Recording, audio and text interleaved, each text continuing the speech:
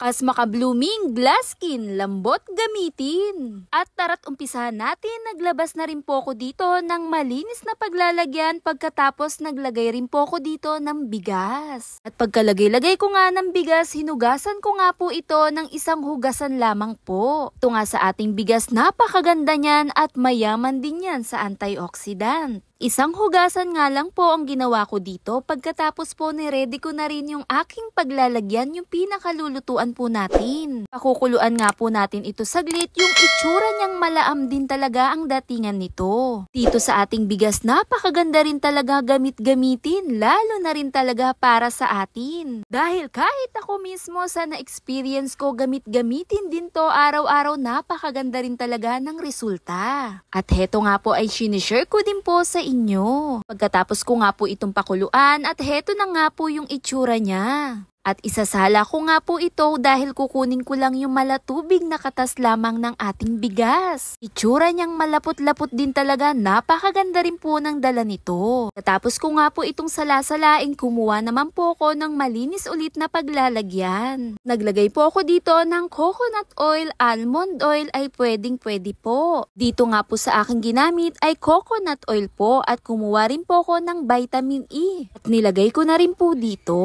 Pagkatapos po, kumuha po ako ng ating pinakuluang bigas. Naglagay lang po ako dito ng kaunti lamang at dun po sa natira ay itatabi ko at pwedeng gamitin. Dahil sa benepisyong dala rin nito, amino acid na siya at minerals, mayaman na rin to sa antioxidant. Dahil ang malatubig ng ating bigas ay nagpapabagal din talaga sa paghinto ng proseso ng ating balat na pagtanda. At sobrang nagugustuhan ko rin talaga sa paggamit nito dahil nakakatulong siya kung nakakaranas din ako ng pagka-dry, lalong-lalo na sa aking balat. Heto nga, madalas ko rin talagang gamitin. Sa paghalo-halo ko nga nito, ang texture na rin niya yung naglalapot na rin talaga ang datingan niya. At ang kagandahan dala rin nito mayaman na rin to sa vitamin E. Makakatulong din talaga sa anti-aging. Sobrang gandang gamitin, pang treatment na rin talaga sa pang-araw-araw. Na rin dito yung paglagay ko na rin ng ating langis. Nagbibigay moisture, lalong-lalo na sa ating balat. Pagkatapos ko nga po itong halu-haluin, ito na nga po ang itsura niya. Kumuha rin po ako ng malinis nating paglalagyan. Pwedeng-pwede po itong i-stock. At gamitin po araw-araw, lagay mo lamang po sa ref. At agad-agad ko nga itong in-apply dito sa aking braso. Pagkatapos, pwedeng-pwede po i-apply yan sa ating mukha. Binabad ko nga po ito sa akin ng 20 minutes at dinirekta ko na rin po itong inilagay sa aking mukha. Makakatulong din talaga to, makabawas din talaga sa mga dark spot. Makakaalis ng mga dumi-dumi, lalong-lalo na yung mga dikit din talaga na galing sa labas. Gaya na lang din ng mga alikabok. Dahil nga naglalaman din po ito ng fatty acid na pakipakinabang para sa ating balat.